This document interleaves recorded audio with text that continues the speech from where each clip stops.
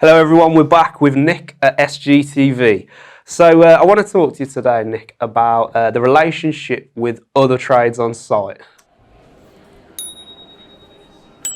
I know it can be a tricky one, this one. I know there's traditionally always been quite a rivalry between other trades on site, hasn't there? You know, brickies hate the plumbers hate the electricians, you know, and so forth. So, do you think that is still true today? I know a lot of the stuff you do, it's quite domestic, but I'm sure you still come across it.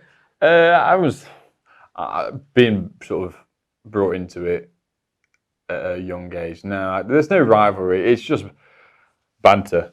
You know, we hate the plumbers. They hate us. Painters hate us because of Black Finger Gang, putting black fingers everywhere. Plasterers filling our back boxes up for the There's so many things, but it depends. If you're working with a group of people you have no idea and they don't care about the next trade that comes in, yeah, I can see where hatred comes from. Like, seriously, it's happened to me before. But then when you work with, like I sort of do with a couple of different groups of people, like plasterers, painters, plumbers, we all get on.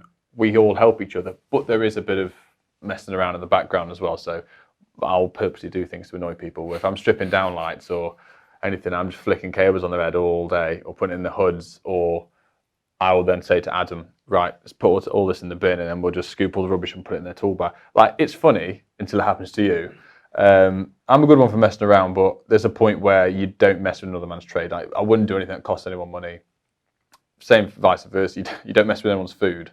That's happened before on site. When I worked on building sites, someone messed up with someone's food and it just turned into a messy situation. Yeah, as long as you're not costing anyone time and money, you can have a laugh. But hatred-wise, I've never really experienced it to a degree, but I can see where people get so annoyed from, definitely. Yeah. What do you think can be done to sort of smooth that out? I don't know, really. Lock them in a room for 5 minutes together. Yeah. It depends, because like you say, you've got the different people that are annoying the different people, really. So for us, plumbers and electricians, there's a love-hate relationship in the sense of, you know, who's going in first? Who's going to put their cables there? Who's going to get in to put their cables and pipes in the way, sort of thing, or drilling through or using the same spaces and holes. So, and then the painters. Because my dad was a painter decorator, so he used to hate me for when I'd come round and he'd just paint the ceiling. I could put down lights in, and then you've literally got my fingerprints over the entire house. And yeah, he wouldn't be too impressed. Yeah. But to smooth things over, I don't really think there's a way. I just think you just got to crack on with it, to be honest. I suppose as well, what everyone in the trades needs to think about is that you can help each other, really. I mean, if say a plumber's left a site in a condition that's going to make it easier for you to do your job, then you're more likely to recognise that and then do it and duplicate. Yeah. And also recommend him to Betty down the street who you've just done a downlights and now she needs a plumber. Yeah, it does help. You know, if you go in the mindset of, we're here to do a job, let's get it done, let's get out, do it to the best of your ability. But I find you get more annoyed with other people, the more people I know, because you can get messed around with and you get a bit of banter as a relationship. So someone that I would know wouldn't do their job properly to 100% that they could, and then it puts me in the backlog of then having to sort that out or tidy this up and do that.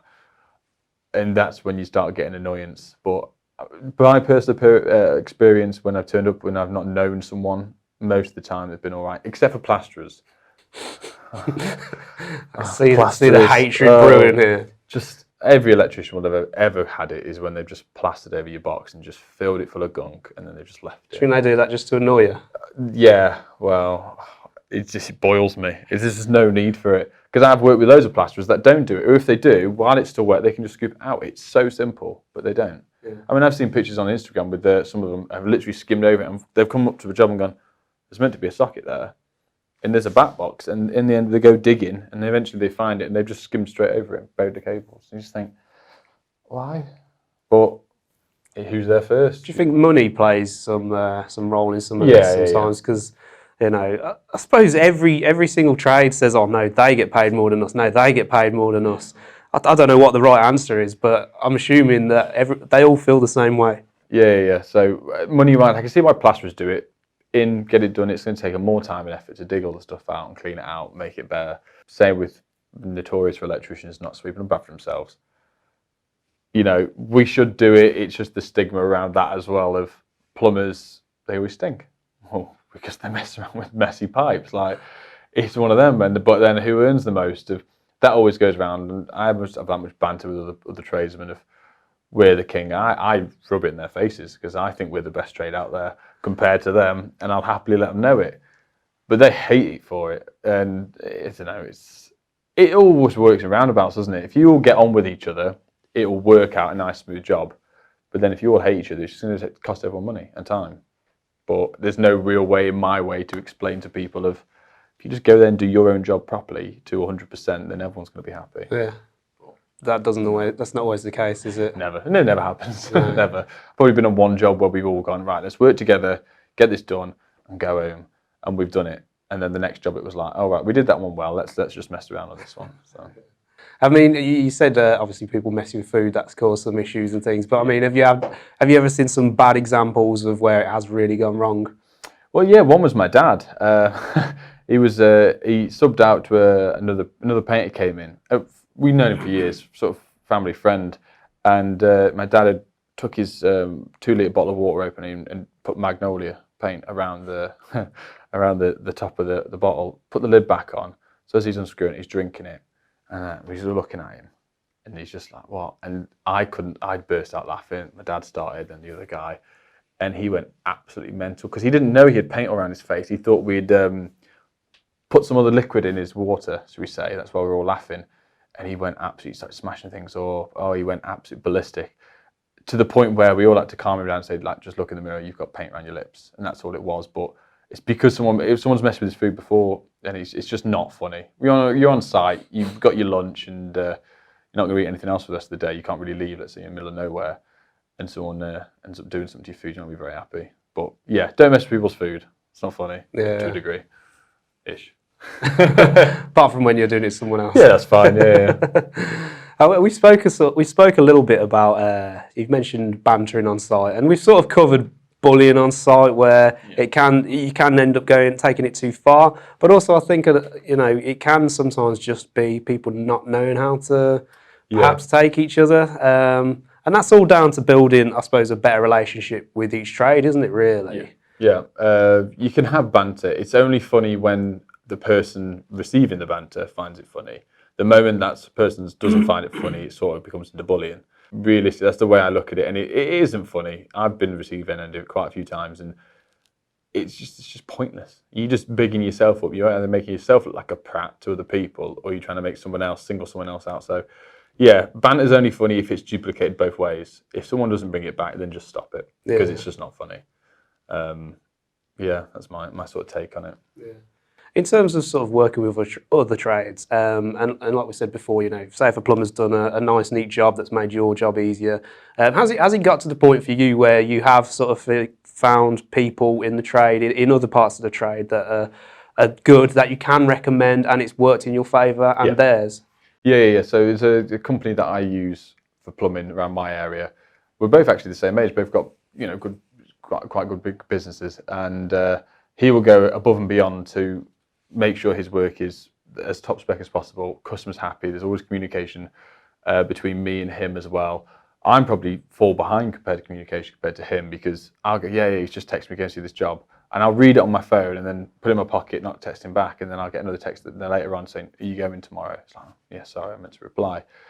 But working with him compared to other plumbers I work with, and then there's been other kitchen companies as well where their organisational skills are so poor, I've just said from then on, I'm not working with you. Because it then puts a bad name on yourself to the customer. And then it takes years and years to get good word of mouth, but it only takes one customer to ruin those years we've made. So you need to be selective of who you work for. If they're doing a good job and you would recommend them, work with them. Yeah. If you wouldn't want to work in your house, don't work for them. Yeah, I suppose it could have a knock-on effect for you. Say if you could have done a perfect job on a house, and they've said, do you know any plumbers or a plasterer, and you've recommended one and they've done a terrible job, that's instantly just going to leave a bad impression for you as well. And I think, I don't know if I'll use them again. I've had it a few times, recommended someone, couldn't speak highly enough of them, and the customer said, I can't get hold of them. So I've gone, just bear with me. There's obviously something going on whilst I've been answering the phone. So I'll speak to them and say, this customer's trying to get hold of you, ring them. They'd ring them, didn't turn up. And instantly the customers just said like, "Oh, thanks a lot, Nick. You know, you've sent me some certain name of person that hasn't come highly recommended as such, like you said." And instantly, I will never give them any more work. And it's happened 3 or 4 times to a few different people. I'll always give people the chance, benefit of the doubt once. Most of the time, you know, you can't control everything that happens in your life. But they mess you around the second time, that's it, you're done. You're never getting any work off me again. And I've obviously let people down in the past. I hold my hands up to it. I've never been perfect. At a younger age, I wasn't as communicative as I should have been, or punctual with stuff. You know, running an hour late behind on a job. It takes no time at all to get my phone out, ring someone and say, "I'm running an hour back. I'm running an hour behind. I'll be there soon." I do it now religiously, but back then people are waiting around for you and in the unknown, and it's so frustrating. And being on the receiving end when I've asked a plumber to come round, not the guy I'm on about, but a different person to come service my boiler, he didn't turn up for 2 days, and he didn't let me know. And I was sat home stewing, going, "Is this what it feels like for a normal customer?" Then they're waiting for us. So at that point on, I've just said from then on, if I'm running late or early to anything, I'll just let them know ahead of time. So I just wish everyone could be like that, because then it would just make life easier. Yeah. So there you have it, guys. I mean, not only can you be helping yourself and others in trade, no matter what trade you're in, from just, you know, making it easy for the other person. You might even get work out of it. You know, you might help someone out to the point where they're recommending you to their customers for work, and that's only going to benefit you guys out there. Yep. So that's all for today, and we'll see you again next time. Hi everyone, we're back here at SGTV with Nick on the Time is Money Challenge. Nick, have you ever seen this board done before? I've not seen it done. I saw you at Coventry Elex last year. I saw it in the background. I thought, yeah. Right then. Smash that. Okay, so I'll quickly explain the rules. So you've got a fused drawer there. So basically, the theme is other trades getting in your way. So the first one, plumbers have got in the way of your drawer here. You've got to open the fuse drawer, take the fuse out, put a new fuse in, and close it. Okay. Next one, which I'm sure you're familiar with, your back box has been filled in. So you need to, with the tools provided, chisel as much of it away as you can to safely get a double socket wired in there. That's it, simple as that. It's going to be a timed challenge. Fastest time wins the glory. So, how you feeling? You ready? Very confident. Right then. On your marks, get set, go. Pressure's on now. Everyone's watching. Right out. Yep, put it back in, close the drawer. That's 15 seconds gone. Right then, here we go. Oh God. This is a good time so far.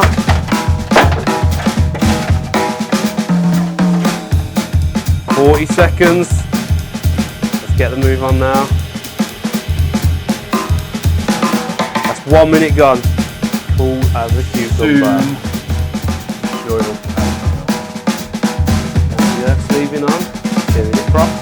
Is that a word? Oh, the pressure's on now. You can see it's getting to him. Speed this up, Nick. Come on. You can do it.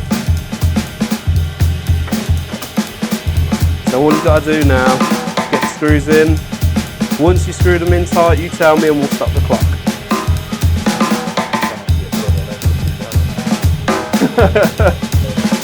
You tell me when, we'll stop the clock.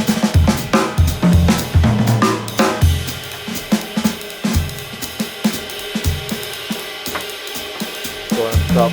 3 minutes, 32 seconds. We got an injury there as well. I'll be alright. Oh, sorry, Nick. How did you find that? That was all fine. It's trying to strip that and bend it over with cycles, which I'm not used to, but no excuse. Yeah, it's good It's fun right. though, Yeah, isn't yeah, it? enjoyed it. Yeah, yeah. Nick, I want to thank you for coming on the show. It's been an absolute pleasure. Thank you, mate. Right then, we'll see you again next time. Hi everyone, we're back here at SGTV with Ted Bundy. That went wrong. That went wrong quick, didn't it? But it's because I watched that f***ing show the other day with him, that's why. Serial killer, yeah. Heard it all before. Sorry, man. F***ing hell. Right, okay. Right. Gone all red now.